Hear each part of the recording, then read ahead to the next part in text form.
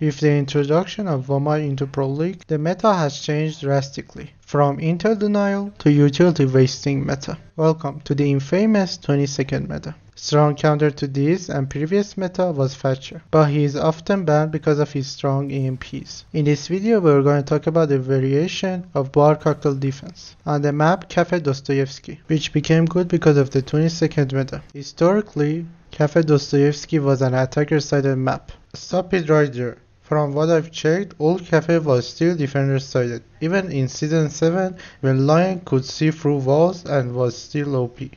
That's really interesting to me. Maybe I'll make a video about that soon. But anyways, back to the video. But with the rework in March 2019, the power gradually shifted towards defenders. The bar cocktail defense is no exception. Since the rework, we've had 3 variations of holds on bar cocktail defense, or in other words, 3 default holds.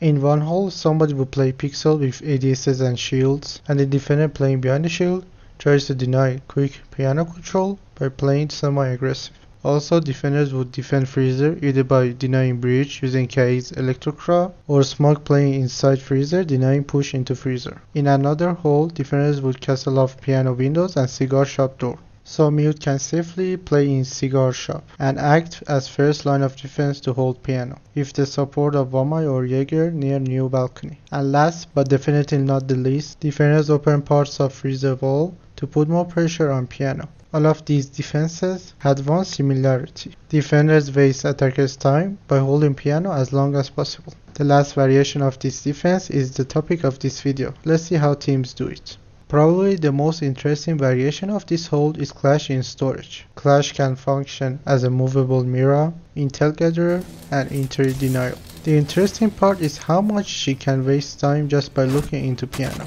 ADSs and magnets can't destroy projectiles if they don't have a line of sight to do so. What Clash can do is body block ADSs and magnets, so when attackers throw flashbangs to check for ADS or magnets, the gadgets won't do anything. And when explosions come, she can walk back protecting herself. Even without utility wasting gadgets, Clash's shield protects her from explosives. On paper, this seems a very good strat, but unfortunately, there weren't many matches for me to watch, so I can deduce a definite answer whether this is a good strat or not. Let's see the second variation. Another variation to this strat is putting one shield storage and another one in pixel or washroom, or even both. Among these variations, the one I prefer is 2 Goyo shields, one on pixel, one washroom, and one regular shield in storage. The pixel shield can see deeper onto piano breach, and storage and washroom shields cover about the same angles. The optimal way to play in these positions is to play semi-aggressive, not too aggressive that you may die, not too passive that they can deal with the shields easily. And the third variation is shields with castle armor panels. The castle armor panels add an extra layer to the defense, one armor panel in cigar shop and the other 2 on piano windows. Mute can play in cigar shop, with the help of Maestro watching new balcony from heaven. After explaining these 3 variations, one question comes to mind. What if attackers go for an E-stake? With the new reinforcement pool mechanic added to the game, defenders can have more dedicated roles, thus giving defenders more options so they can make more angles to watch entrances to reading room. As you see here, Smoke needs to only worry about making rotations and angles, and other defenders reinforce. The key thing is you want to prioritize the holes you want to make. So for some reason, if you didn't have time to do the others, you still have got the important ones. For example, if Amaru rushes heaven window and kills Smoke, if Smoke hasn't made important rotations and angles, defenders have already lost the round.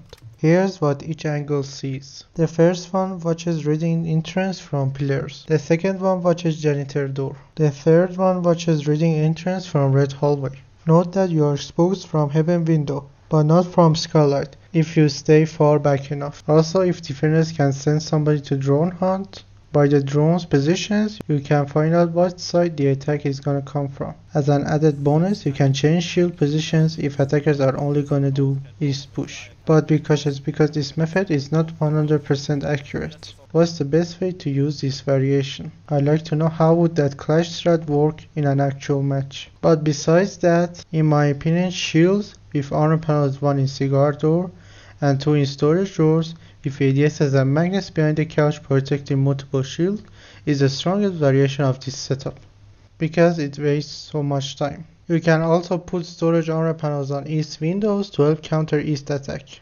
and put an ADS in storage to help the shield there. I like the second option more because it helps you against east takes.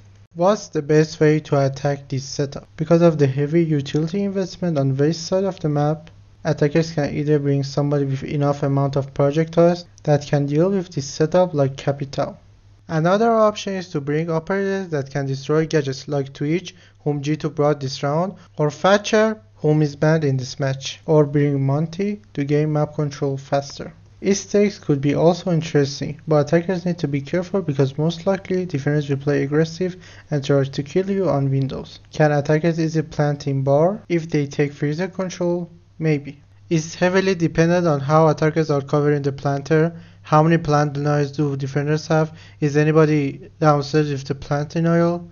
How much time is left? The angles defenders have on the planter, and etc. Also, it depends if teammates TK you or not. Done a much better job of absorbing the pressure this time around. We are 15 seconds left to go and still 5 versus 5. It's going to be a big ask for G2 to uproot everybody. Cantor will start things with a kill. Citizen with a big double. That leaves us 4 versus 2, but the diffuser goes down cold as Alems just steps right into the breach as well with a kill on to Citizen. Pengu is down. Virtue, however, will move in, pick up the mantle, pick up the diffuser and start to plant.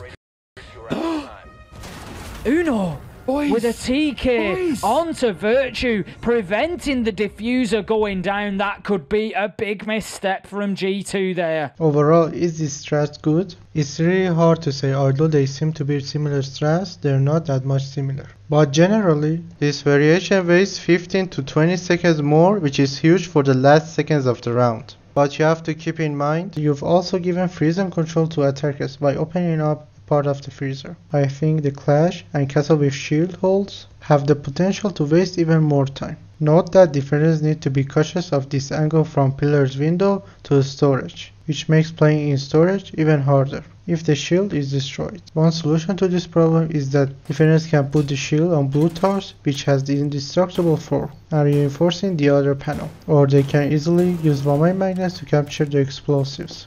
That's it for this video. This was my first heavily scripted video. I hope you guys enjoyed. I'll be doing this type of content more, so don't forget to like and subscribe, comment what you think about this strat, and I'll see you guys in the next video.